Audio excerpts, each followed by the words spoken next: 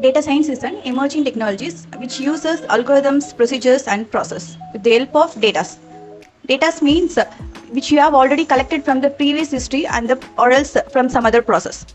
Data science is also just like a data mining process technology which you have uses large amount of data. Machine learning, deep learning, AI, all these techniques will come under data science only. Data science is playing a very important role in IT industries, whereas you can say data science is used for decision making, problem solving, all these things. Okay, so if we want to go for job opportunities, we have to be crucial about decision taking and then problem solving and creativity.